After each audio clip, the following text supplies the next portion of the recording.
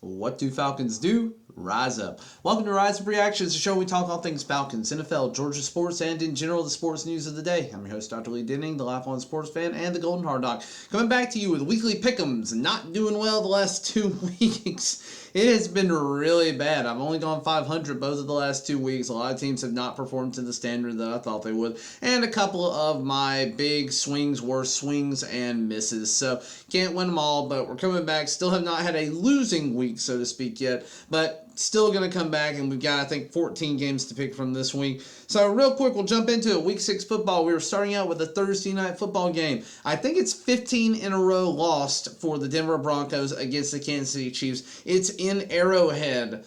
The smart pick is the Kansas City Chiefs, and I am going to take the smart pick, but nothing, and I say this, nothing would make me happier tonight than for the Denver Broncos to find some way to win. And I do think it's possible for Denver to win. Russ has not really been the problem, more or less, since the beginning of this season. But you have Patrick Mahomes playing very well right now. You've got Travis Kelce. You've got the rise of Rashee Rice. So I think that they definitely should win this game, but nothing would make me happier than for Denver to win it. But I can't pick Denver in good conscience and think that that's a good idea.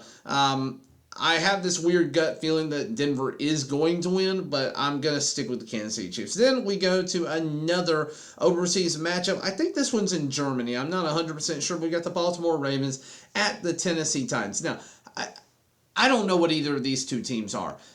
You have the Tennessee Titans, who don't have much of an offense. You had the reemergence of DeAndre Hopkins, but the complete shutdown of Derrick Henry. And is Ryan Tannehill okay, or is he just bad? I don't know the answer to that. But I do know that Baltimore is hurt for the most part. Lamar Jackson is carrying this team, but I also think that defense for the Baltimore Ravens is a pretty good defensive unit overall. They had some bad looks this past week, but still kept the Pittsburgh Steelers overall in check. But overall, this game, I don't know what to say here. I'm going to end up going with the Baltimore Ravens just because I have more faith in their talent as a team and in Lamar Jackson than I do with anything the Tennessee Titans have going on. Would not surprise me if the Titans did win this one. Then we'll move on to Sunday afternoon, 1 o'clock games, starting off with the Washington Commies at the Atlanta Falcons. Now, Atlanta coming back, and Desmond Ridder looking like a true NFL starting quarterback this past week. We are at home. He is undefeated at home. You have the Washington Commies coming off of a very bad loss to the Chicago Bears, who were playing for Mike Ditka. I did not realize when I made my picks last week that Ditka had passed away. So they won one for Ditka. But I think the Washington Commies are going to be a tough out for the Falcons. It is right now 2/3 to 1/3 favor for the Falcons. I am obviously going to be picking the Dirty Birds here. This is a game, again, for the Falcons that when you look at our schedule and you look at the meat of it, this is one that we looked at the beginning of the season and said, we need to win this one. If we're going to make the playoffs, we need to win. We went 2-2 in what I would say our hardest stretch of the season was. Now we've come out with a tough win against a Houston team that's better than we thought they were going to be. And the Commies are also a team that we really don't know much about. Started off hot for 2 weeks and have been hot garbage for the last 3. So we don't know which team is going to show up. If they show up like they did the first 2 weeks, it's going to be a really tough out, and they could certainly win this game. But because it's in Atlanta, give me the Atlanta Falcons here. Then we go to the Minnesota Vikings at the Chicago Bears, and this is another tank bowl. Who's going to win? You do have the loss of Justin Jefferson for the next 4 weeks, which is really going to hurt the Vikings. And you had Chicago Bears catching fire this past week against the Commies. Bears also coming off of 10 days of rest. Call me crazy. If Justin Jefferson was in this game, I would be picking the Vikings. It is in Chicago.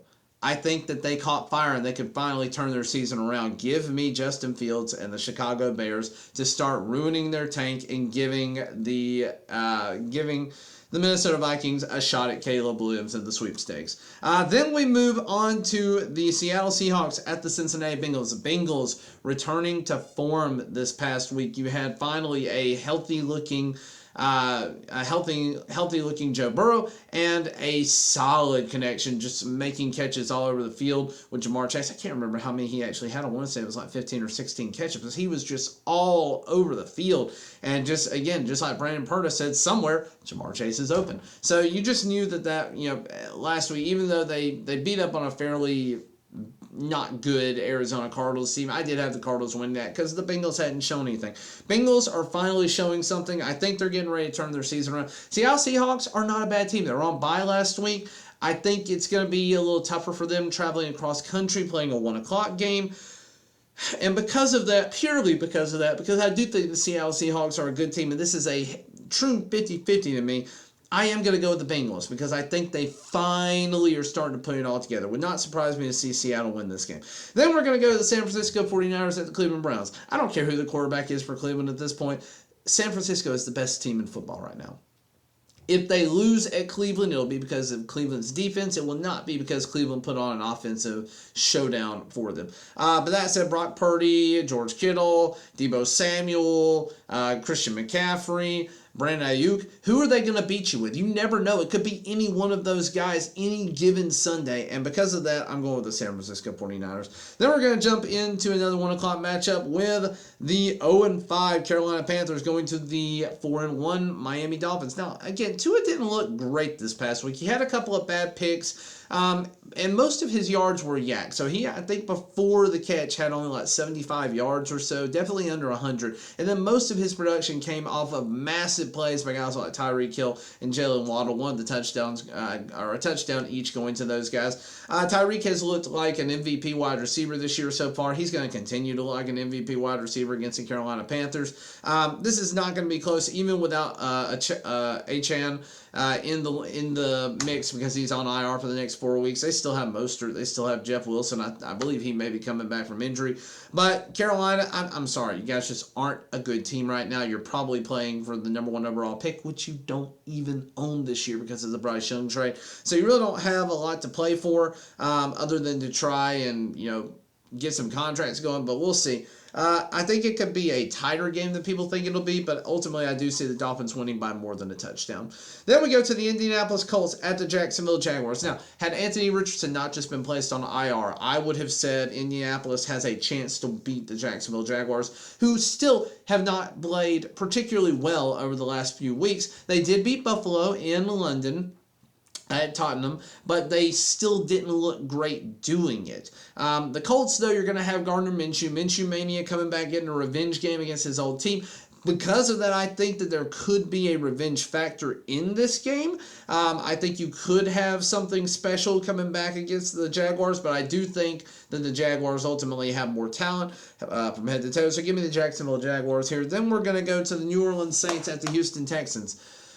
Saints putting on a clinic against the New England Patriots, 34-0 this past week. They are going to Houston, who up until this past week against Atlanta have been firing on all cylinders. And even against Atlanta, I would say they did pretty well overall. Had a chance to win the game.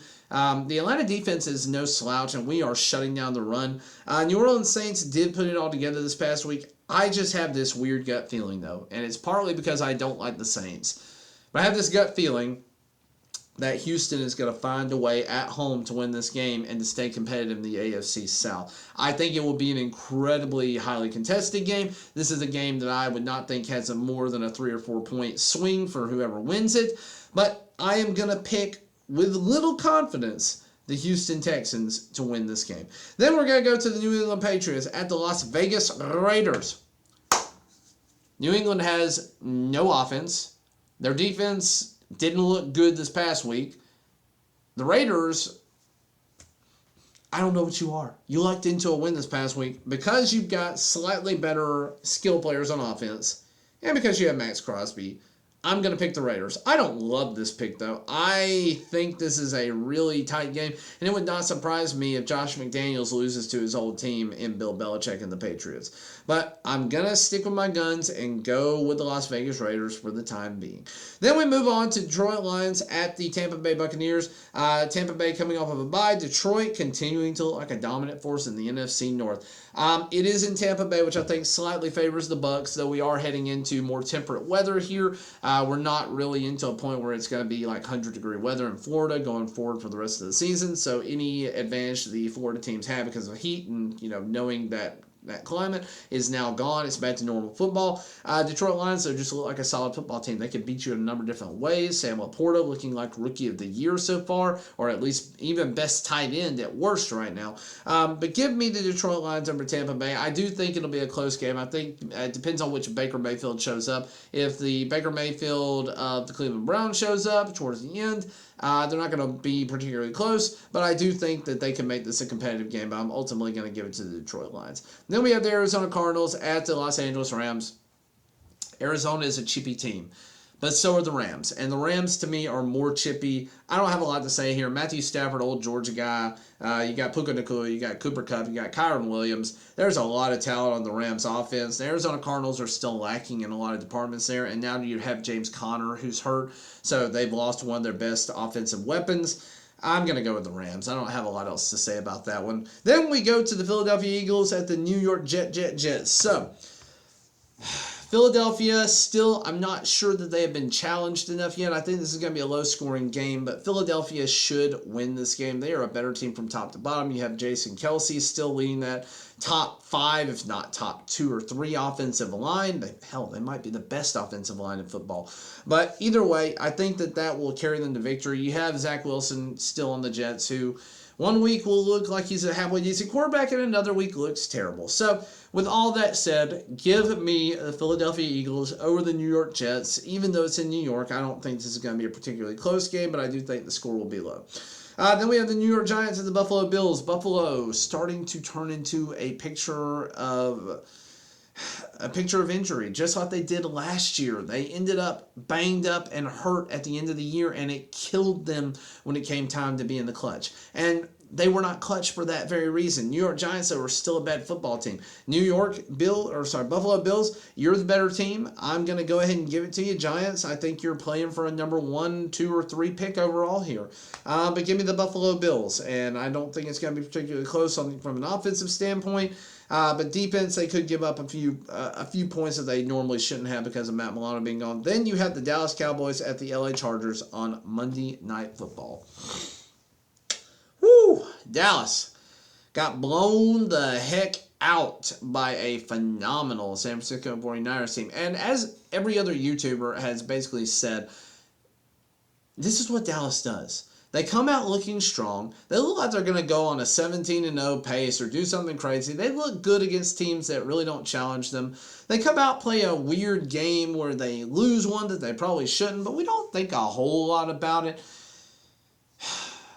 And then, finally, they end up getting destroyed by true competition, which, again, I'm sorry to the Dallas Cowboys fans, but that has been your mantra for basically 30 years at this point. I don't know what to say about the Dallas Cowboys. I think the Chargers are a solid team. They're coming off of a bye. Dallas, it just depends on which version of Dak shows up. But you've got a friend of the channel on the LA Chargers in Josh Harris, the long snapper, Pro Bowl long snapper. Because of that, this is a 50-50 split. I'm going to go with the LA Chargers and say that the Cowboys are starting to turn into more of a fraudulent team. Sorry, that's just what I got. But let me know what you guys think down in the comments below. I actually don't know how I'm doing overall. I can look at that real quick. Overall, I am 48-30, not doing particularly well in the overall here.